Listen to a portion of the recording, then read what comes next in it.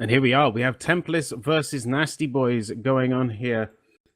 This is going to be an interesting game based on the ships that they have taken. Again, the ship pick's very interesting here. Both teams warped in as a blob together.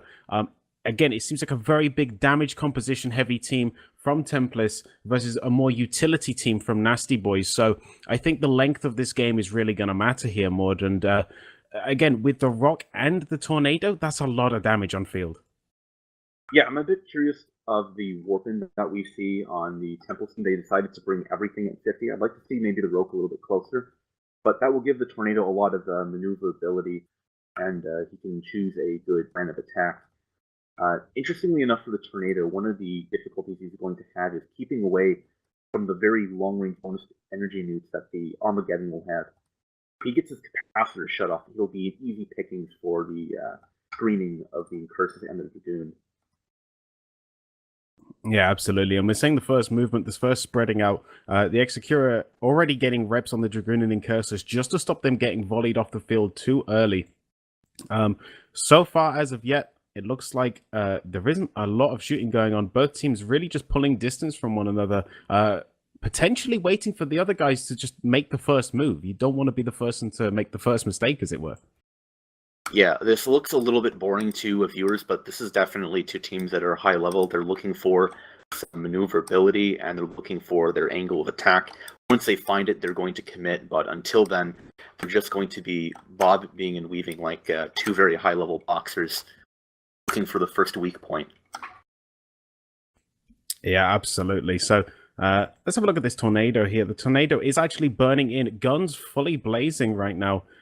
Looks like he is actually targeting the Myrmidon at this point. Going to be looking to take a little bit of his shields. Oh, actually, yes, and the Armageddon starting to take fire as well now. So looking to aim for the big targets first, not touching on the Execura just yet, which is quite interesting. But the Execura now suddenly taking damage, reversing everything I've just said. The Tornado hitting it quite well with those 800mm repeating autocannons. He has fallen out of shield right now going to start dipping into armor. So we could potentially start seeing Logi drones be deployed at this point just to keep him alive and safe. But by no means are they applying all damage on this right now. It's very split. Yeah, so far neither team is being very committal at all. Just a few light drones. You can see that on the tooltip that we have provided for us by Logibro. Just showing that they've got a cloud of rep drones on some of their lighter targets that are a bit more weak. The Armageddon so far is probably the closest thing on the nasty side that's burning in, but so far just not committing to too much, looking for a target that he can nude out, and once they have it nuded out, that'll probably be their first choice of opportunity. Absolutely, and at the moment, no one has actually fallen down into deep armor at this point. The Armageddon taking multiple sources of damage here from the Tornado. It looks like he is trying to apply DPS onto that Scythe right now with those missiles. But it looks like he's going to have trouble getting good damage application on that because it is going fairly fast. Okay, here's the call from the Calcif team. The Merlin is burning in already. He's getting heavily nuded out by that Armageddon. Let's see if he can keep his prop on damage drones on top of him already. And now the Rogue burning in hard to commit on top of that Battlecruiser and Armageddon core. The Armageddon making an excellent choice, burning away from the Rogue, trying to string him out with the energy neutralizers as the Merlin is burning in hard to get tackle onto one of these targets. Yeah, I'm worried about that Merlin, man. He is in a really rough spot. He is being pinned down. He's got infiltrator drones shooting him. Meanwhile, he is being shield repped by those Tech 2 medium bots, but will it be enough? It looks for now he is holding, but it is going down faster and faster, and he really cannot get any speed or transversal away from these guys. The Incursus made a drive-by screen on the Merlin, and then the Incursus broke off. The Incursus now has tackle on the Rogue. This is perfect play by that Incursus. The Rogue, if he's held down at that range, will not be able to apply any meaningful damage at that range. Calcif does not want to be in this position. Yeah, and the Incursus is now dropped. He's taken too much damage from apparently that Tornado sniping him with the autocannons, shooting into his weak spot. That was very well played by the Calcif side. Yeah, I definitely agree with that. My thoughts now are, is the Merlin going to suffer the same fate? He is running out of shield now. The ancillary booster going as hard as it can to keep him up, but I don't think it's going to be enough at this point. The Dragoon drops as well. And once again, we see some damage being applied to the Armageddon and Execura. Execura now out of shields.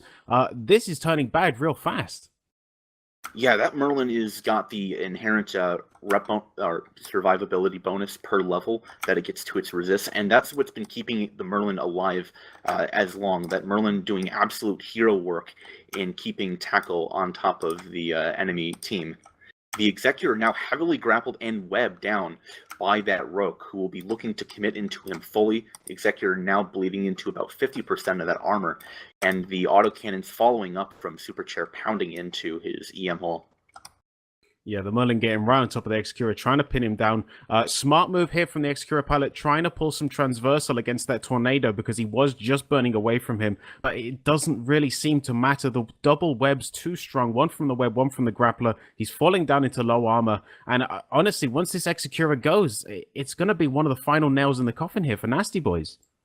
I think that coffin is probably already fairly sealed. Omar Jumper in his scythe is just sitting at range, perfectly and optimal, doing absolutely everything he needs to, not being bothered at all. The Executor's got some rep drones on top of him that were just recently popped, but his ancillary repper is going off. It looks like they're choosing to ignore the Executor now and power straight through the Armageddon and remove any sort of the energy neutralizing that it has on top of him.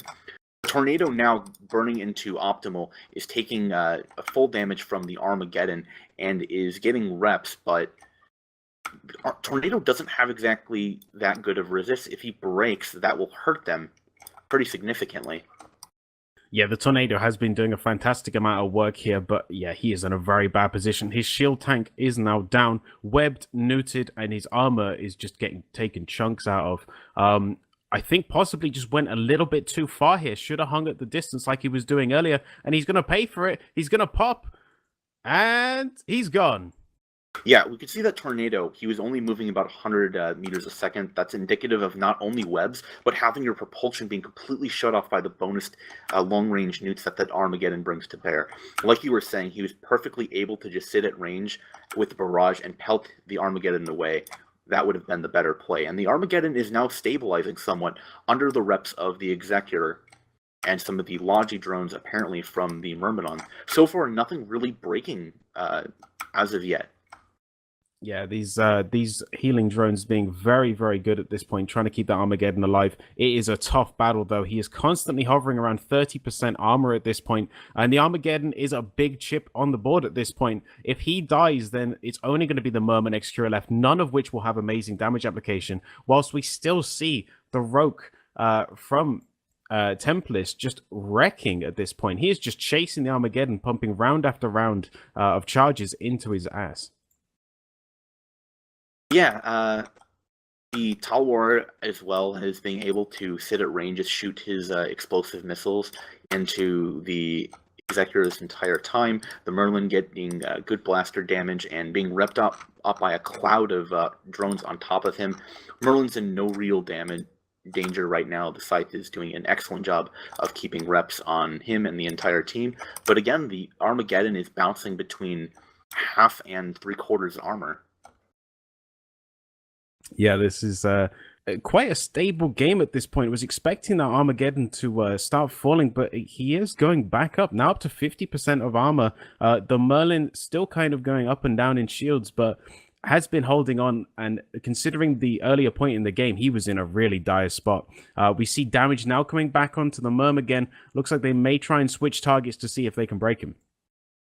So, crucially, since Templis has lost to their Tornado, that's 4 points off the board.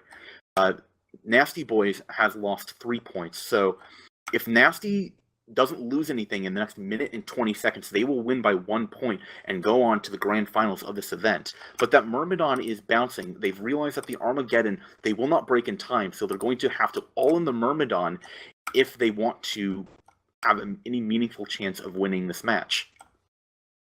Yeah, definitely. And they are really trying at this point. We see the Merm falling down into half armor right now, is still being repped. But again, they're trying to just test the waters, damage everything they can, and just see what's repping. The Execura losing its shield to another volley.